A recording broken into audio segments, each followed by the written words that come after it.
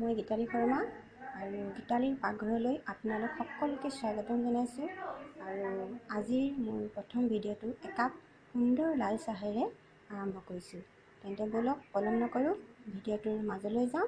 আৰু ভিডিঅ'টো আৰম্ভ কৰাৰ আগতে এটা সৰু অনুৰোধ, চেনেলটো যিহেতু মোৰ নতুন, গতিকে আশা কৰিছোঁ সকলোৱে মোৰ চেনেলটো ছাবস্ক্ৰাইব কৰিব আৰু চেনেলটোক মৰম দিব।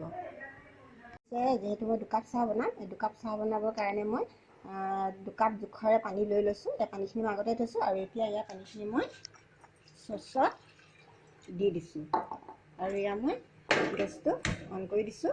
আৰু এতিয়া পানীখিনি অকণমান দেৰিৰ কাৰণে মই উতলিবলৈ দিম।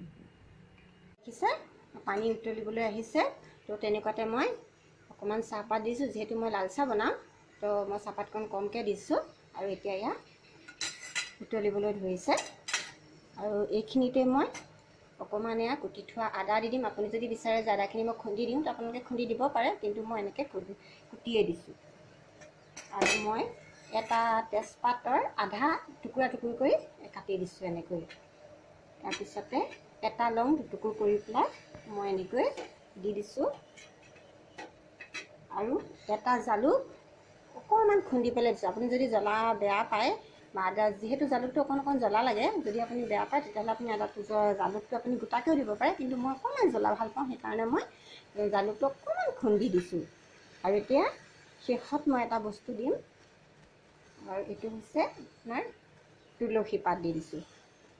আৰু এই চাহখিনি সম্পূৰ্ণ উতলিছে আৰু এনেকুৱাতে মই চাহখিনি নমাই দিম। নমাই দিয়াৰ আগতে মই এটা খুন্দি থোৱা ইলাচি দিলোঁ। ভিডিঅ'টো শেষলৈকে চাব নকটাকৈ। আৰু এয়া মই গেছটো এতিয়া অফ কৰি দিছোঁ। আৰু এয়া মই চাওকচোন চাহকাপ কিমান ধুনীয়া লাগিছে দেখিবলৈ।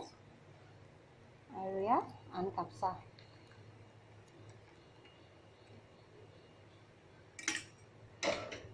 আৰু এয়া মই অকণমান চেনি দিছোঁ। যদি আপুনি চেনি খাই বেয়া পায় তেন্তে হ'লে আপুনি চেনি নিদিয়াকৈও খাব পাৰে, কিন্তু মই অকণমান চেনি ভাল পাওঁ, সেইকাৰণে মই অকণমান ইয়াতে চেনি দি দিছোঁ।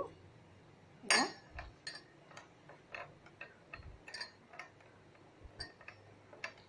আৰু এই চাহকাপ খাই মই কাম কৰি আহিলে মই এনেকৈ চাহকাপ খাই বৰ ভাল লাগে।